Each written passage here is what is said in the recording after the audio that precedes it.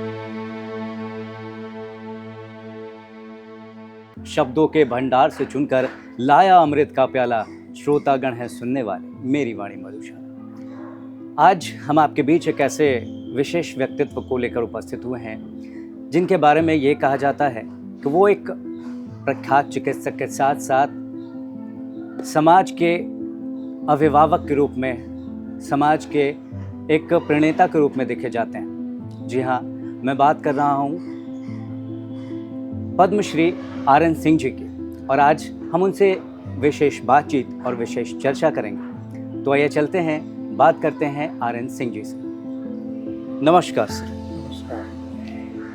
तो दर्शकों, आइए चलते हैं, इस चर्चा की शुरुआत करते हैं। सर, आपकी भूमिका इस समाज में एक प्रख्यात चिकित्सक, एक समाज सेवी के रूप में है। तो आप एक चिकित्सक और एक समाज सेवी के बीच का ये जो संबंध है, आप इसमें कैसे समन्वय बना पाते हैं? एक चिकित्सक के रूप में अगर आप देखें तो चिकित्सक भी एक समाज का ही अंग होता है, और अगर चिकित्सक केवल चिकित्सा में ही जुड़ा रहे तो वो अपना पूरा जो कर्तव्य उसका नहीं पूरा कर सकता है। समाज के साथ उसका समन्वय, समाज के साथ उसका मिलन, समाज के साथ सामाजिक स्थिति को ध्यान में रखते ही वो एक अच्छा चिकित्सक बन सकता है। मैं अगर आज एक ऐसी चिकित्सा के बारे में बात करूं जो इंग्लैंड में अवेलेबल है, और मैं कहूँगा कि ये आपको होना चाहिए, तो वो व्यक्ति वो अचीव नहीं कर सकता। तो नहीं करेगा तो मेरे कहने का कोई वैल्यू नहीं है।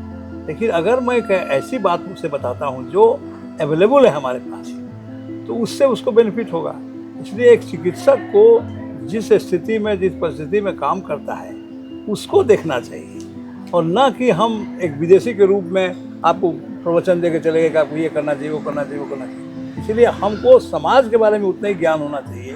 अगर हम उस समाज के प्रति अपना कुछ कर्तव्य समझते हैं, तब चिकित्सा उसके बाद ही आता है। सर, इस समाज में आपको अंतर ज्योति बालिका विद्यालय के अभिभावक के रूप में देखा जाता है। लोग ये मानते हैं कि आप इस विद्यालय के अभिभावक हैं। तो मैं ये जानना चाहूँगा, और हमारे दर्शक भी ये जानना चाहेंगे कि इसकी शुरुआत कब हुई, आप कब जुड़े अंतर ज्योति बालिका विद्यालय से, और ये सफ़र कब कैसे शुरू हुआ, आप इसको विस्तार से बताएं। जहाँ तक इस विद्यालय की बात है, ये विद्यालय की स्थापना जब भी हुई, इसके पहले मैं बैकग्राउंड दे दूं आपको कि ये बिहार नेत्रहीन परिषद की स्थापना हुई 1985-86 में। उसमें 5 जो दृष्टिहीन व्यक्ति थे, उन्होंने मिलकर एक परिषद बनाया, जिसका मेन उद्देश्य था कि नेत्रहीनों के लिए कुछ काम किया जाए। उस परिषद में एक मिसेज रत्ना शर्मा, जो दृष्टिबाधित नहीं थी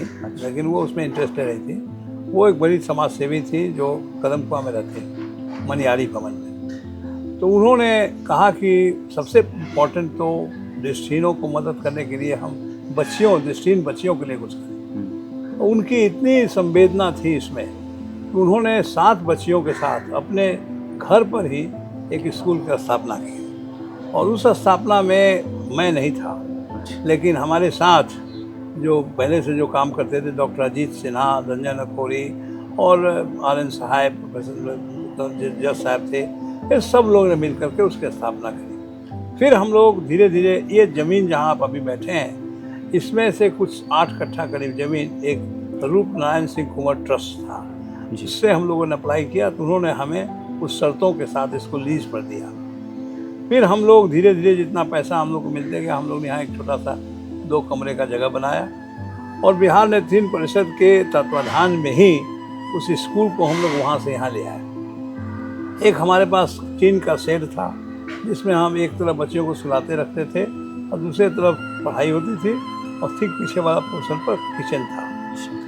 हम पहली बार जब यहाँ आए तो मैंने देखा कि एक लाइन मोटा सीमेंट का एक एज ऐसा बना हुआ है।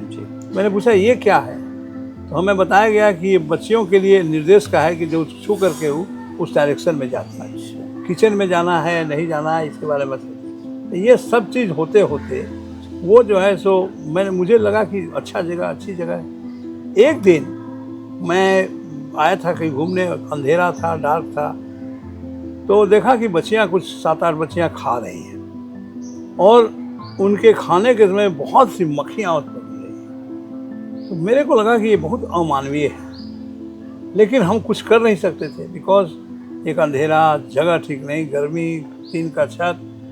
तो मुझे लगा कि इस जगह को, इन बच्चियों को कुछ ना कुछ करना चाहिए, और मैं उस दिन से विचार कर लिया कि मैं एक दिन विजिटर ग्रुप में आया था। एक मेरी संवेदना देख करके यहाँ एक आदमी काम करते थे, उनका ठाकुर जी नाम था, ठीक। वो ठाकुर जी मेरे क्लिनिक पर पहुँचे 1995 में, और उन्होंने कहा कि सर आप हमारे स्कूल से जुड़िए। मैंने कहा मैं तो व्यस्त संधि का डॉक्टर हूँ, हमको उतना समय मिलता नहीं है। उस दिन मैं रंजन अखोड़ी जी के, अजीत बाबू के कहने पर गया था कि मैं कितना मदद कर सकता हूँ। तो उन्होंने बहुत रिक्वेस्ट किया और कहा कि आप आइए। तो मैं उस वक्त से आना शुरू किया। फिर हम लोगों को ये जो बिल्डिंग देख रहे हैं, इस बिल्डिंग के लिए हमारे पास पैसा नहीं था, इस बिल्डिंग के लिए पैसा नहीं था। अब वो पैसा के चक्कर में हम लोग कहेंगे देखिए जब तक पैसा नहीं होगा या पैसा होगा तब हम बिल्डिंग की स्थापना करेंगे तो नहीं पॉसिबल है। इसलिए जो पैसा है हम लोग स्टार्ट करें और धीरे धीरे पैसा आ जाएगा तो बनाएंगे। लेकिन आप वेट करिएगा कि सारा पैसा जमा हो तब हम बिल्डिंग शुरू करें, ये सही नहीं है।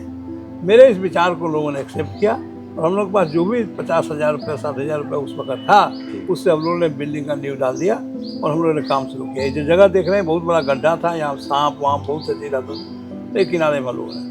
धीरे धीरे सालों साल हम लोग बढ़ते गए। हम लोग को सरकारी अनुदान कुछ मिलता था शुरू में, 2008 के बाद वो भी बंद हो गया। लेकिन हमारा हौसला नहीं, हम लोग लगे रहे। हमारे अजीत सिन्हा जो उसके बाद के प्रेसिडेंट थे वो अपना बागडोर डॉक्टर रंजन अखोड़ी को दिए।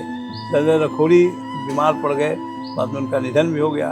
तो हमको फिर बताया गया कि भाई आप इसका बागडोर लें और मुझे भगवत कृपा से इसको मिला करने के लिए कहा। और जब से मैं यहाँ ज्वाइन किया इसमें तब से प्रभु की कृपा, पैसे की कमी नहीं हुई, जो मांगा लोगों ने दिया। और सबके भाग्य से मैं समझता हूँ कि मेरा भाग्य नहीं कि बंचियों के भाग्य से जो बच्चियाँ यहाँ पढ़ती हैं उनका भी कुछ ना कुछ तो होगा ही भाग्य जिसमें रहा हुआ। ये स्कूल आज इस स्थिति में है और इसमें बहुत सी खामियां अभी भी हैं, प्रॉब्लम्स है। जैसे हमारे स्कूल का ये 10वां क्लास का रजिस्ट्रेशन नहीं होता था। हम लोग पटना कॉलेजिएट से जा कर के रजिस्ट्रेशन कराते थे, वहाँ की प्रिंसिपल मदद करती थी तो हम लोग को काम होता था। एक दिन हमारे यहाँ ये पहुँचे, कोई शिक्षा मंत्री आए, उन्होंने देख करके बहुत ही अच्छा लगा उनको। तो मैंने कहा कि देखिए हमें कुछ नहीं चाहिए, कम से कम इसका रजिस्ट्रेशन करा दीजिए, एप्लीकेशन करा दीजिए BSCB से।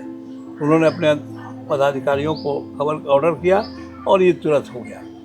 अभी हम लोगों को 10वां क्लास तक हम लोग को अलग से रजिस्ट्रेशन दूसरे स्कूल में जाकर नहीं कराना पड़ता है, लेकिन अभी भी हम लोग को सेंटर पर। दूसरा हम लोग के पास है कि जो बच्चियाँ हमारा एग्ज़ाम देने जाती हैं उनको एक राइटर चाहिए, और राइटर एक क्लास नीचे का और किसी इस रिकॉग्नाइज स्कूल का चाहिए। अभी भी पटना कॉलेजिएट स्कूल हमको इसमें मदद करता है। एग्ज़ाम के समय में जो हमारी 10-12 बच्चियाँ जाती हैं एग्ज़ाम देने, उनका राइटर के रूप में वहाँ से एक क्लास नीचे का मिलता है और वो वहाँ जाके बच्चे उसका करती हैं। उसके चलते हमारा रिजल्ट भी बहुत अच्छा होता है। तो आज तक के सफ़र में मैं अपने को नहीं बल्कि समाज को इस बात का धन्यवाद करता हूँ कि सबों ने मेरा साथ दिया। और आज जो हमारा स्कूल चल रहा है इसमें भोजन सबकी भागीदारी है। एक शाह हैं, ओम बाबू हैं पटना सिटी के, वो चावल भेजते हैं। किसी के आप फ़ोन कर दीजिए कि साहब गेहूँ चाहिए, आटा चाहिए, तो आटा आ जाता है। एक जैन समाज हमारे यहाँ आए कि हम क्या मदद करें। हमने कहा सुनिए आप कुछ मत कीजिए, वीक में एक बार हरी सब्जी दे जाइए। वो ठीक है हरी सब्जी आप आइए हमारे पास, वीक में 2,000 रुपये खर्च कर सकता हूँ महीना में। हमने कहा फेयर इनफ। हमारी वार्डन रेनू जी, इनसे सब कुछ मसाला मंगवा लीजिए। कोई आए कहीं कि नहीं साहब मैं 3,000 रुपये पर मंथ खर्च कर सकता हूँ, फेयर इनफ, आप 2 गैस सिलेंडर कर दीजिए। तो किसी को इस तरह से मैं सभी को अपना उनको एक दे देता हूँ ताकि सभी मिल करके वो काम आ जाता है। आज हमारे यहाँ कोई चीज़ की कमी नहीं है। और बगल में एक रात दूध वाले हैं लोग, ये लोग हमको खबर किए कि साहब हमारे यहाँ बहुत सा दूध का पैकेट फट जाता है, दूध हमारा बच जाता है। इसको मैं कहा 18 से 20 किलो दूध हमारे यहाँ रोज़ आता है, जिसका हम बच्चों को खिलाते हैं, पिलाते हैं, सब करते हैं। तो समाज भी आपको सपोर्ट करता है। और जिस दिन वो लोग ये समझ जाएंगे कि हमारा जो एफर्ट है वो यूजफुल हो रहा है, तो उनको भी खुशी होती है और हम तो लाभान्वित होते ही। इसीलिए ये बहुत बड़ी जर्नी, बहुत बड़ी यात्रा है जो अभी भी चल रहा है। और it's just like it will go. एक बात मैं कह देता हूँ कि जब मनुष्य बड़ा लंबा उम्र दराज होता है, मैं आज न कल तो मैं बूढ़ा होऊंगा, काम नहीं कर पाऊंगा, कुछ होगा। तो जब मनुष्य अगर उम्र दराज होता है, कमज़ोर होता है, बस उसके द्वारा बनाई गई संस्था जो उम्र दराज होती है, अगर उसका नींव ठीक होता है तो मजबूत होता है। मुझे पूरा विश्वास है ये स्कूल और इसका जो हम लोगों ने नींव डाली है, ये हमारे रहे न रहे ये स्कूल उसी तरह से चमकेगा जैसा आज चमक रहा है। आइए आपको लिए चलते हैं अंतर्ज्योति बालिका विद्यालय के कंप्यूटर प्रशिक्षक इंद्रजीत जी के पास। इनको लेके मेरे जहन में बहुत सारे सवाल हैं जो मैं इनसे पूछना चाहता हूँ। आइए इंद्रजीत जी, मैं आपसे ये पूछना चाहूँगा कि कंप्यूटर का प्रशिक्षण जो होता है वो अपने आप में बहुत जटिल होता है। ये सामान्य बच्चों के लिए भी बड़ा जटिल है जी। ऐसे में वो बच्चे जो दृष्टिबाधित हैं उनके लिए बहुत मुश्किल काम है और उनको प्रशिक्षण देना तो बहुत जटिल काम है अपने आप में। तो आपके लिए कितना चुनौतीपूर्ण रहा? सर, क्वेश्चन तो बहुत अच्छा है आपका। हम लोग जानते हैं कि ये बच्चे विशेष हैं, तो इन लोगों के लिए विशेष तरीका का प्रशिक्षण देना जरूरी होता है। सबसे पहला इन लोगों में है कि सिखाने के लिए आपके पास पेशेंस होना बहुत ज़रूरी है। ये साधारण बच्चों से अलग है, इनके लिए आपके पास पेशेंस होना बहुत ज़रूरी है। कंप्यूटर सारा चीज़ नॉर्मल है, लेकिन इनको शिक्षण के लिए केवल एक साउंड प्रोवाइड के लिए सॉफ्टवेयर डाला जाता है। वो साउंड सुनकर बच्चे लोग अपना कार्य कंप्यूटर पे करते हैं।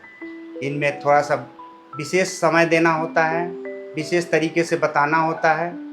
जो नॉर्मल बच्चे हैं वो तो देख के कर लेते हैं, लेकिन इनको उसके कंप्यूटर के आवाज़ को बताना होता है कि क्या कंप्यूटर मांग रहा है या बोल रहा है, उसको ध्यान से सुनिए, उसी आधार पे अपना वर्क कीजिए। और सबसे बड़ी बात है, ये जो देखने वाले बच्चे होते हैं तुरंत देख के कर लेते हैं। इनको है सोचना समझना, तब अपने हाथ को उस जगह पे ले जाना।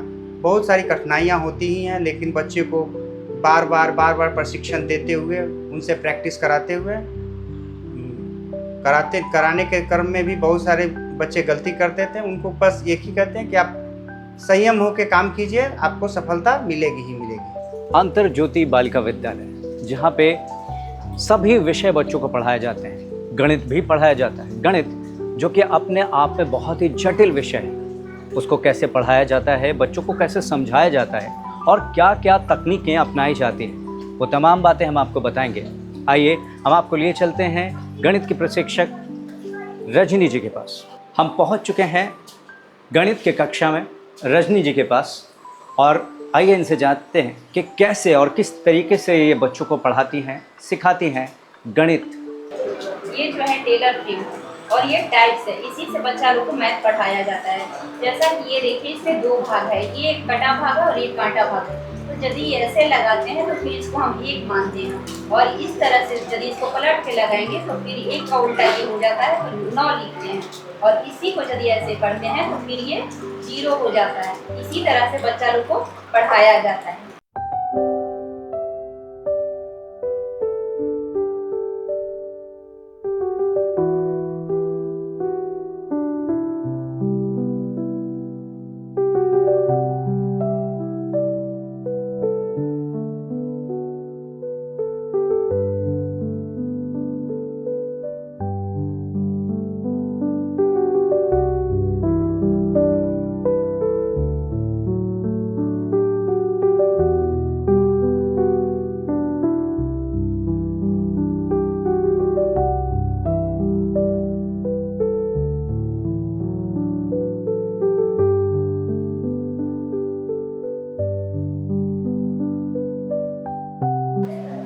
दृष्टिबाधित बच्चों के पढ़ने का जो तरीका होता है उसको ब्रेल लिपि कहते हैं। ब्रेल भाषा में बच्चे पढ़ाई करते हैं, वो कैसे लिखते हैं, कैसे पढ़ते हैं।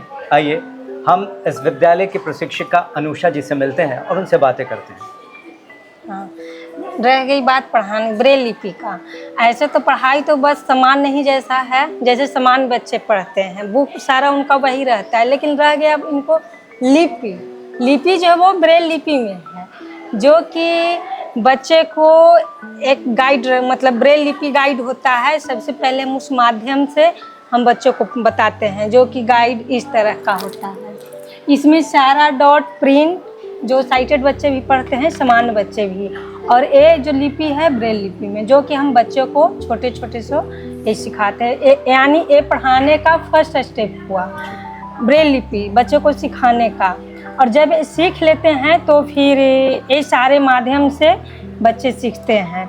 और ये जो है बच्चे ब्रेल में जो मैथ होता है वो सीखते हैं। अच्छा, मैथ्स का तरीका अलग है। हाँ, और भाषा लिखने हाँ, पढ़ने का क्योंकि 6 डॉट पे बच्चे इंग्लिश, हिंदी और मैथ तीनों लिखते हैं, लेकिन इनका अलग अलग है। जब हम हिंदी लिखते हैं तो वो तो कॉमन हुआ, लेकिन जब इंग्लिश लिखते हैं तो इंग्लिश लिखने के पहले हम 6 डॉट लगाते हैं ब्रेल में, और जो हम ब्रेल में मैथ बनाते हैं तो हम न्यूमेरिकल साइन लगाते हैं, जिसको पूर्णांकवाचक संख्या चिन्ह कहते हैं, वो लगाते हैं। तो वो समझ जाते हैं कि ए मैथ है। अगर ए साइन जो हम नहीं लगाएंगे मैथ में, तो इससे तो हम सारे अंक कुछ भी समझ लेंगे, अब का जो भी हो वो समझ लेंगे। इसलिए साइन पे डिपेंड करता है। इंग्लिश के लिए 6 डॉट और मैथ के लिए न्यूमेरिकल साइन लगाते हैं, तो ये समझ में आता है। सर, मैंने एक बात सुनी है आपके बारे में। वो बात ये है कि आप एक बहुत ही व्यस्त चिकित्सक हैं, आपके पास समय का बहुत अभाव रहता है, फिर भी आप हफ्ते में 2 से 3 बार यहाँ अंतर्ज्योति बालिका विद्यालय में बच्चियों से मिलने और उन्हें प्रोत्साहित करने आते हैं। क्या ये सच है? ये बहुत ही अच्छा रोचक प्रश्न आपका है, और मैं सोचता था कि इस तरह का प्रश्न मुझसे लोग पूछे। उसका मेन पर्पस ये है कि आपने जो कहा कि मैं बहुत व्यस्त हूँ, तो दुनिया में सभी के पास 24 घंटा टाइम होता है, लेकिन उसी टाइम में कोई कुछ अच्छा करता है, कोई बुरा करता है, कोई कुछ नहीं करता है, कोई कम करता है, कोई ज़्यादा करता है। ये क्यों? इसीलिए कि वो टाइम मैनेजमेंट कैसे करता है वो डिपेंडेंट करता है। हमसे किसी ने पूछा कि आपका बॉस कौन है, तो मैंने कहा मेरा बॉस मेरी घड़ी है। जब मेरी घड़ी की बात जब उठती है तो मैं घड़ी पर बहुत ध्यान देता हूँ। अब कैसे? जैसे मैं सुबह तैयार होकर के सुबह 6 बजे मैं उठता हूँ, तो तैयार होकर के 7 बजे मैं पार्क में जाता हूँ। 1 से 1.5 घंटा मैं पार्क में अपने दोस्तों के साथ बात करता हूँ, हल्ला करता हूँ, हंसता हूँ, अपने आप को रिलैक्स करता हूँ। और 9 बजे जब मैं घर से निकलता हूँ हम नाश्ता करके, तो सबसे पहला मेरा पड़ाव होता है, एक हमारा दूसरा आयाम है, वो है कृत्रिम अंग प्रदान करने का। एक TCI आर्टिफिशियल लिम्ब सेंटर है जो नालंदा मेडिकल ठीक सामने है, और ये सेंटर में हम 2008 से अभी तक more than 35,000 artificial limbs free में बांट चुके हैं। क्या ये संस्था मैंने बनाई है, ये TCI फाउंडेशन के तत्वाधान में, और हमने जयपुर फूड से कांटेक्ट करके हमने वो संस्था फ्री में हम देते हैं। तो सबसे पहले मैं वहाँ जाता हूँ, 3-4 पेशेंट को देखने के बाद वहाँ से मेरी गाड़ी ऐसी पूरब की ओर रहती है, मैं ब्लाइंड स्कूल आता हूँ, और ब्लाइंड स्कूल आकर के यहाँ लोगों से, बच्चों से देख करके कुछ चेक वेक साइन करना रहता है, जो पेपर साइन करने रहते हैं, फिर मैं एक कप चाय पी के यहाँ से निकल जाता हूँ। मेरे आने से क्या होता है मैं नहीं जानता हूँ, लेकिन यहाँ के स्टाफ में, यहाँ के बच्चों में एक प्रेरणा स्रोत मिलती है। एक सवाल है भय, डिसिप्लिन, ये ज़िंदगी का सबसे बड़ा है डिसिप्लिन। हाँ बिल्कुल, वो सेंटर होता है। फिर मैं यहाँ से निकलता हूँ, फिर मैं क्लिनिक जाता हूँ। क्लिनिक में एक व्यवस्था बनी हुई है जिसके हिसाब से मैं करता हूँ। अगर उस वक्त मुझे किसी तरह से मौका मिला कि हमको जाना है कहीं और, तो मैं उसी वक्त समय निकाल के टाइम मैनेजमेंट के हिसाब से करता हूँ। पहली स्थिति है कि मैं रोगियों पर ध्यान देता हूँ, नो डाउट अबाउट इट, रोगी के परेशानियों को भी देखने की कोशिश करता हूँ, लेकिन साथ साथ जो हमारा ड्यूटी है उसको अगर हम किसी रोगी को कह देते हैं कि देखिए 2 घंटे के लिए हमको ब्लाइंड स्कूल जाना है, हमको आज की शूटिंग करनी है, हमको आज करना है, और उनको कह दिया कि 5 बजे से आपको देखूंगा, तो वो परेशान नहीं होगा। लेकिन जिसको पता ही नहीं कै बजे डॉक्टर आएंगे तो इरिटेट होगा। इसलिए it is always important to inform the patient और एनी कंसर्न पीपल कि साहब इस वक्त मैं आऊँगा, आपसे मिलूंगा। तो time management is very important. और आपके सभी प्रश्नों का एक जवाब है, यही है कि इतनी व्यस्तता के साथ भी अगर मैं कोई समाज सेवा में अग्रणी हूँ, तो मेरा टाइम मैनेजमेंट की एक पद्धति है जिसको मैं मेंटेन करता हूँ। The very big principle behind it that my boss is my watch. Braille लिपि, ब्रेल लिपि के बारे में हमें विशेष रूप से जानकारी देंगे यहाँ के प्रशिक्षक संजय जी। प्रणाम संजय सर। सबसे पहले हम ये इंक प्रिंट की बुक लेते हैं और उसको स्कैनर के सहारे स्कैन करके कंप्यूटर में डालते हैं। कंप्यूटर में एक विशेष प्रकार का सॉफ्टवेयर है जिसे हिंदी OCR कहते हैं, उसमें लेके जाते हैं और वहाँ पर एडिटिंग का काम उसका जो है थोड़ा बहुत करते हैं। इसके बाद उसको एक दूसरा सॉफ्टवेयर है DBT, उसमें लेके जाते हैं और वहाँ पर ब्रेल में ट्रांसलेट करते हैं। ट्रांसलेट करने के बाद वहाँ पर भी एडिटिंग का काम होता है और सेटिंग करके उसको पुस्तक का रूप दिया जाता है जी। और उसके बाद सेव करके ये प्रिंटिंग मशीन है, इसमें प्रिंट कर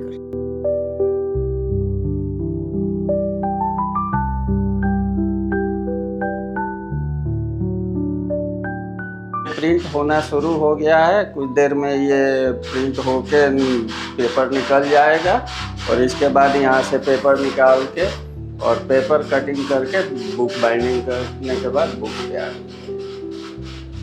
इस प्रकार प्रिंट होके ये पुस्तक तैयार हो जाती है और इसके बाद ये बाइंडिंग होके किताब तैयार हो जाती है।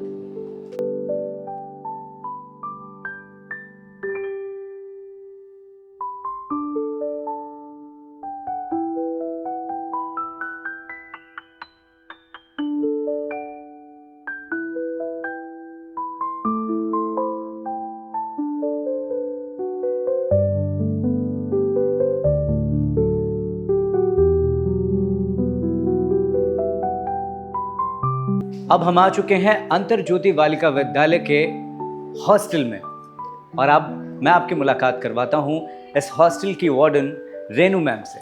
तो चलिए उनसे मिलते हैं। रेनू जी, आपकी जो भूमिका है यहाँ पर एक माँ के जैसी है। यहाँ पे जितनी बच्चियाँ हैं वो सभी आपको अपनी माँ भी मानती हैं और जैसा मैंने देखा है आपका सबके प्रति मित्रवत व्यवहार है। तो मैं आपसे ये पूछना चाहूँगा कि आपका जुड़ाव कब हुआ इस विद्यालय से और आप कब से यहाँ पर सेवा दे रही हैं? 2010 में हम आए थे। 2010 में इंटरव्यू के यहाँ हुआ था, यहाँ वैकेंसी निकली थी, उसमें हम आए थे।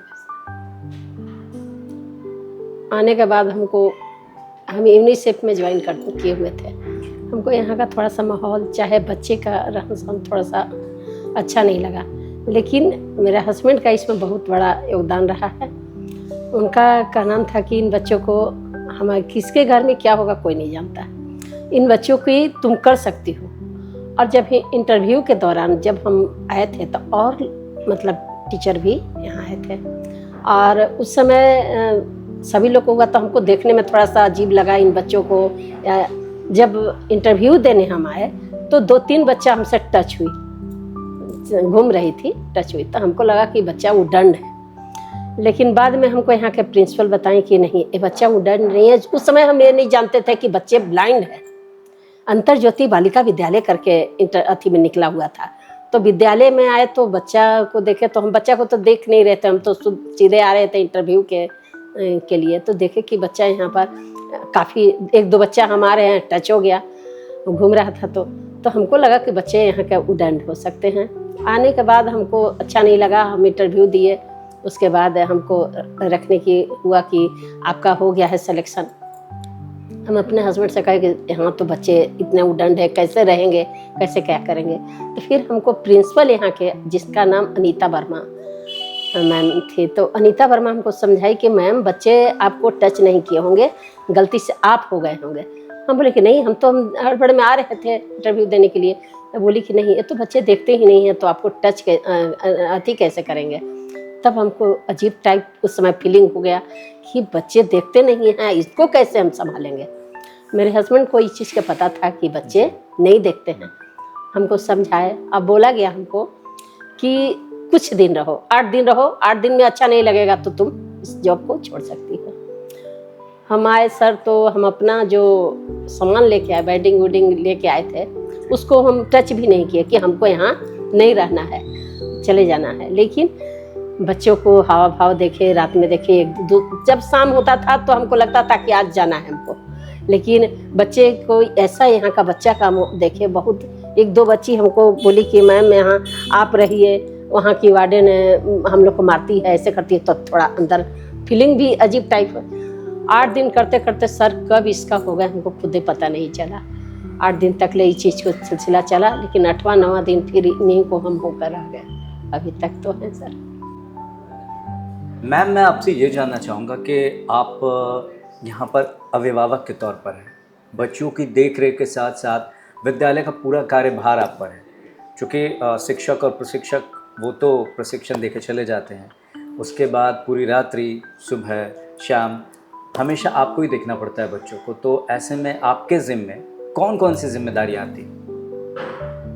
माँ के साथ साथ, माँ तो हम है ही, माँ के साथ साथ बच्चे को हर चीज़ का देखने का वह है कि बच्चे बाहर से आते हैं, तो हमारे बच्चे तो बाहर से आए हैं, तो उनका क्या मेंटेलिटी है, कैसे उनका ग्रोथ होगा, कैसे उनकी पढ़ाई होगी, कैसा साफ सफाई रख पाएंगे, ये सब थोड़ा सा देखना पड़ता है सर। हमारे यहाँ डोनर आते हैं, डोनर को क्या बच्चों को दिलवाना है, क्या नहीं है, कैसा कोई बच्चे को हेल्थ पर कुछ असर नहीं पड़ा, चिकित्सा का क्या व्यवस्था है यहाँ पर, किसी तरह के कोई बच्चे बीमार पड़ गए उसको शाम मतलब 2 टाइम हमें अलार्म लगा के सोते हैं सर। एक 12 बजे उठकर टोटल बच्चे को देते हैं, किसी को मच्छर तो नहीं काट रहा है, किसी का किसी तरह का दिक्कत तो नहीं है। दूसरा हमारा 3 साढ़े 3 के बीच में होता है सर, 2 टाइम हम इनको चेकअप में घूमते हैं और बच्चों को कोई पता भी चलता है। सबसे बड़ी बात है कि बच्चे लोग बोलते हैं कि इनका ऐसा मेरा बन गया है 15 साल में, जब बच्चे कभी कोई छोटी छोटी बच्चियाँ बाहर से आती हैं तो डर लगता है उनको, बोलेंगे डर लग रहा है, तब रूम से ही बोलेंगे, हमको पता नहीं होता है कि हम जगे हुए हैं कि नहीं। बच्चे बोलते हैं सुबह कि मैम आप हमको बोली तो डर खत्म हो गया, हम बोलते हैं कि हम जगे हुए हैं, तुम जा सकती हो बाथरूम, या कुछ काम किताबें रह रही है पढ़ रही है तो उसको पढ़ सकती हो, हम जगे हुए हैं। उन लोग को लगता है नहीं मैडम जगी हुई है, तो इसलिए आदत सी हो गई है इसको सर 15 साल में। और मैंने देखा कमरे की साफ सफाई बहुत अच्छी है, तो ये भी आप ही देखती है? हाँ, तो बच्चे को तो हेल्थ के साथ साथ सफाई में हेल्थ में ही आएगा सर। अगर सफाई नहीं होगा तो बच्चे फिर बीमार पड़ेंगे। मैंने तो देखा बच्चों के बिस्तर काफी व्यवस्थित, हाँ इतना तो हाँ, हम भी बच्चे नहीं को रख साफ सफाई हो या हेल्थ का उसका हो, चाहे बॉडी का हो, चाहे उसका कपड़ा हो, ये टोटल सफाई हम देखते हैं। हम मील डालने का तरीका बच्चों को बताते हैं कि कितना कपड़ा आपका, कौन सा कपड़ा डालिएगा, जिसमें कितना बूंद डालिएगा। जैसे बच्चा सारा कपड़ा मेरा अपने नील डालेंगे ये सब, चूँकि हमको बच्चा यहाँ से 1 to 10 के बाद बाहर बच्चे जाने हैं, तो हम बच्चों को इस तरह का बनाते हैं, ट्रेनिंग देते हैं। हाँ, ट्रेनिंग देते हैं सर कि बाहर में बच्चे हमारे जी सके, समाज के सामने सर उठा सके कि हम पढ़ के आए हैं। पढ़ने का कोई अथी होना चाहिए। हमारे बच्चे नहीं देखते हैं तो कोई एजुकेशन के साथ साथ कल्चर भी देते हैं, इसलिए नहीं कल्चर देंगे सर तो देखिए आंख वाले तो बच्चे इस दुनिया में बड़ा सुरक्षित नहीं है, हमारे बच्चे कैसे होंगे। तो हम इस तरह से ट्रेनिंग देते हैं कि बच्चे हमारे बाहर में समाज में सर उठाकर बोल सके, कर सके जी, उस तरह का ट्रेनिंग। हम सर हॉस्टल में 7 के बाद हमारी बच्चियां रोटी भी बनाती हैं, 5 रोटी बनाएंगी, लेकिन बनाना है इसलिए कि आगे चलकर शायद प्रकार नहीं बना सके, लेकिन जीने खाने लायक उनको बना देते हैं जी। 7 के बाद 5 रोटी बनाएगी, भुजिया बना देगी, चाय बना देगी, ताकि बच्चे को लाइफ में दिक्कत ना हो। इतना तो ट्रेनिंग दे ही देते हैं सर। ये सब बेड देख रहे हैं, ये बच्ची के द्वारा लगाया गया है। टोटल हमारे बच्चे जो होते हैं साफ सफाई कैसे बेड नीट, अपने सामान को किस तरह से रखना है, इस सब सामान को अपने से ही इन लोग को सब जगह पर अपना इन लोग को ट्रेनिंग ऐसा दिया जाता है कि ताकि सारा बच्चे अपने सामान को ढंग से रख सकें। सारा सफाई नीट एंड क्लीन जो भी जितने हैं बच्चों को द्वारा होता है। और इन बच्चों को एक बेड पे 2 बच्चियां होती हैं, एक छोटी एक बच्ची, बड़ी बच्ची हो छोटी बच्ची को बार बार उसको समझाने का काम करती है। 5 साल 6 साल के बाद वो बच्चे खुद ट्रेन हो जाते हैं। बस मेरा काम है बड़ी बच्ची को देखना और छोटी बच्ची को हमारे बच्चे ही संभाल लेते हैं। उनको किस तरह का ट्रेनिंग देना है इस तरह से देख रहे हैं, सब जगह सामान अपना नीट एंड क्लीन रखे हुए है ढंग से।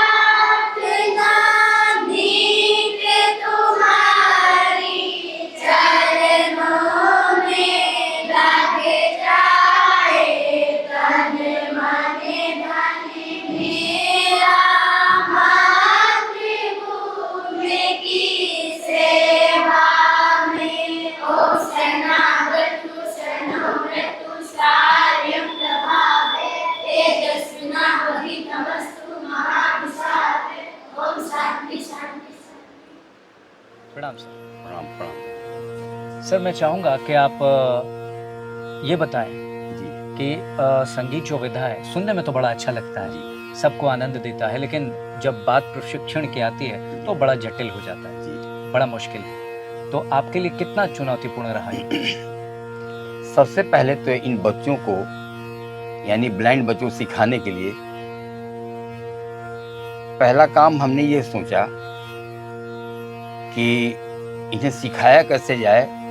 तो दिखता तो है नहीं, कान से सुन सकते हैं और समझ सकते हैं। तो जो जिनका आवाज़ अच्छा है उनको आगे करके और जिनका आवाज़ उतना अच्छा नहीं उन्हें बैठा करके सबसे पहले हमने स्वर का ज्ञान कराया। जैसे सा की आवाज़ क्या है, रे की आवाज़ क्या है, सातों स्वर यानी 12 स्वरों की आवाज़ पे हमने जो है इस पे कोशिश किया कैसे इनको हम सिखा सकें। जी। तो सबसे पहले हमने याद दिलाया है कि बोलो बच्चे सा सा।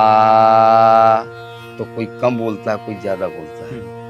फिर हमने कहा कि बोलो कुत्ता कैसे बोलता है, तो भौंक के बताया कुत्ता। कौवा कैसे बोलता है, ऐसे बोलता है। हमने कहा बस नकल ही करना है, मेरी आवाज़ की नकल करनी है। मेरी आवाज़ की नकल करोगे तो अच्छी तरह से गा सकोगे। बोला हमको सरगम नहीं अच्छा लगता है। हमने क्यों नहीं अच्छा लगता है? बोला समझ में नहीं आता क्या होता है। हमने कहा देखो तुम्हारी जो बेस आवाज़ है उस आवाज़ पे निर्भर करता है सारा स्वर। तुम्हारा स्केल कहाँ है, उस स्केल के बारे में हम जानना चाहते हैं। ठीक है, तो सबसे पहले तो संगीत सीखने के लिए सबसे पहले आपको सा याद करना पड़ेगा। तो कई बार बच्चों को हमने कहा पहले हम बोले सा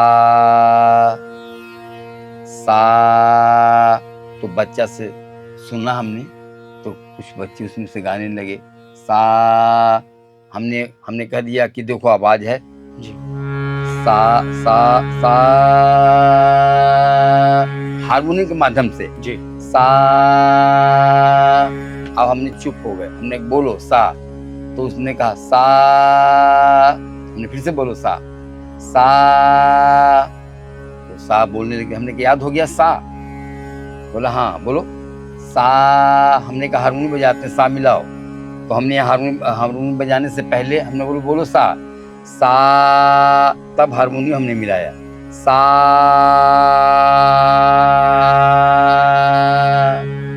यानी सा उसको हमने याद करवा दिया। सा के ऊपर फिर रे है कितनी दूरी पे, ग कितनी दूरी पे, मा है तो उसको हमने समझाया सा रे ग मा पा धा नी सा। सर मैं आपसे ये पूछना चाहूँगा कि किस तरीके से आपने ये प्रक्रिया बनाई और बच्चों को प्रशिक्षण दी, जी आपके लिए कितना मुश्किल रहा और आपने क्या क्या तरीके और अपनाए? मतलब आपके लिए सबसे ज़्यादा चुनौतीपूर्ण क्या रहा? हमारे साथ में रहा इन बच्चों के साथ में छोटा छोटा गाना, इनको पहले कैसे जो नहीं गा पाते हैं उनको गाना गवाने के लिए छोटा छोटा गाना छोटे बच्चों के लिए जी। जैसे कि मैं हूँ एक छोटी सी गुड़िया, चलना मुझको आता ना। मैं हूँ एक छोटी सी गुड़िया, चलना मुझको आता ना। ठुमुक ठुमुक कर नाचूं गाऊं, रोना मुझको आता ना। मैं हूँ एक छोटी सी गुड़िया, चलना मुझको आता ना। हलवा पूड़ी खाऊं मैं तो, बर्फी लड्डू रसगुल्ला। हलवा पूड़ी खाऊं मैं तो, लड्डू पेड़ा रसगुल्ला। गर्मा गर्म जिलेबी खाऊं, रोटी मुझको भाता ना। मैं इस तरह से गाकर बच्चों में इंटरेस्ट जगाना, वो सुने समझें। इसी तरह से पूरा पश्चिम उत्तर दक्षिण का ज्ञान नहीं है, पूरब किधर है पश्चिम किधर, ब्लाइंड लड़की है तो उसको एक गीत के माध्यम से, सरगम के माध्यम से सा रे ग म प ध नि सा सूरज उगता पूरब दिशा। पूरब हो गया, पश्चिम। सा रे ग म प ध नि सा सूरज डूबता पश्चिम दिशा। उत्तर सा रे ग म प ध नि सा। ऐसे कह करके उनका ध्रुव तारा उगता उत्तर दिशा। अब दक्षिण का सा रे ग म प ध नि सा मत खाना तू दक्षिण दिशा। दक्षिण मुंह पर खाते नहीं, इस तरह से बच्चों को तो इन दोनों तरह के सहज बना दिया, सहज बना करके सिखाना है। इस तरह से सिखाना, उन इंटरेस्ट जगाना। इंटरेस्ट हो गया, इसके बाद में सा सा रे रे ग ग म म प प ध ध, डबल टिबल जो भी उनसे कहते सब गा देते सरगम। जब सरगम उन्होंने सीखा, आवाज जब आवाज निकलने लगी तो फिर गाना उसी का ट्रांसलेशन बनाना शुरू कर दिया। जैसे जन गण मन अधिनायक जय हे भारत भाग्य विधाता। सारे ग ग ग ग ग ग ग ग ग म ग रे ग म ग ग ग रे रे रे नि सा। सा प प प प प म प प प म ध प म म। इस तरह से खेल खेल में संगीत हमने सिखाया। अब उसके साथ एक कहानी कह दी, मन लगा। अब कहानी के माध्यम से बच्चा नहीं आएगा तो नहीं आना, जो बच्चा नहीं आना चाह रहा कहानी के माध्यम से आएगा, तो संगीत के माध्यम से कहानी के रूप में गीत कहानी, इस तरह से बच्चा बहुत इंटरेस्ट लेता, बढ़िया से सीखता है सर। एक बार फिर से गाएंगे इसी गीत को। किसको गाएंगे?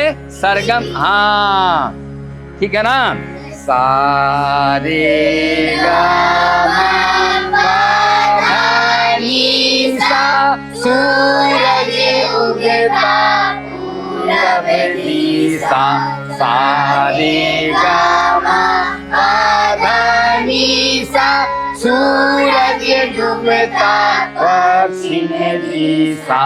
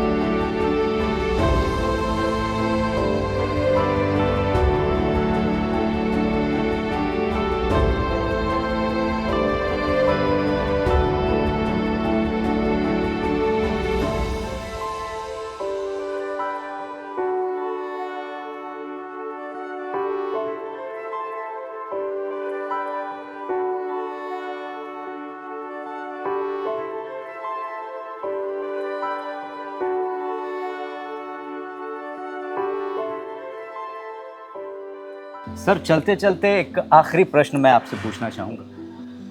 पूछना ये है कि अंतर्ज्योति बालिका विद्यालय के लिए, यहाँ के बच्चों के लिए आपने बहुत कुछ किया है, तो आगामी भविष्य में इन बच्चों के लिए आपकी क्या योजना है? देखिए, बहुत अच्छा प्रश्न है, क्योंकि भविष्य को ध्यान में रखते हुए भूत से प्रेरणा लेकर वर्तमान में कुछ किया जाता है। तो बच्चों के भविष्य के लिए हमारे पास 3-4 योजनाएं हैं। पहली योजना ये है कि जो बच्चे मेधावी हैं, जो बच्चे के गार्जियन रेडी हैं कि कुछ इस बच्चे के लिए करेंगे, उनके लिए हम लोग दिल्ली में all India confederation of blind AICB करके एक संस्था है, उसके तत्वाधान में हम लोग बच्चों को भेजते हैं।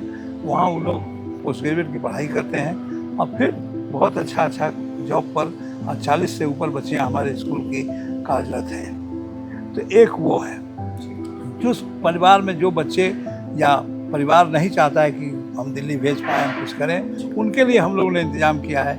उनका वोकेशनल ट्रेनिंग कुछ यहाँ दें, जिसमें कि हम लोगों ने मोमबत्ती बनाना, मसाला पीसना, डिटर्जेंट बनाना, ये सब का काम जो कि घर पर वो कर सकती हैं और आर्थिक रूप से स्वावलंबी हो सकती है।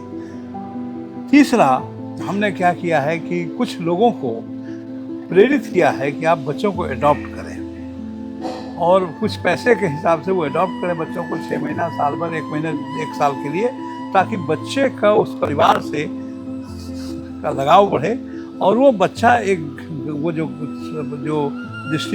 दृष्टिबाधित लोग नहीं हैं, जो समाज के प्रतिष्ठित लोग हैं, वो उस बच्चे का एक संबल बने।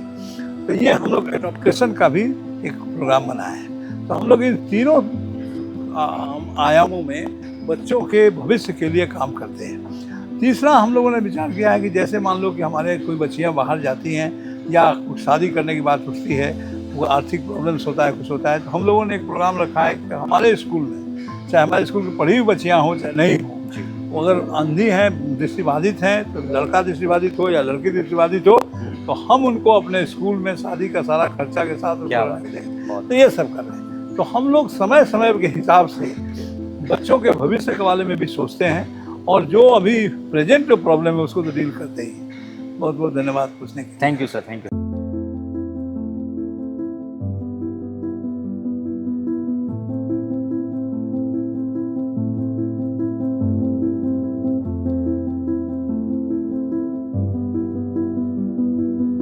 तो ये थी अंतर ज्योति की अंतर कथा, जिसे आप तक पहुंचाया SD मोशन पिक्चर्स ने।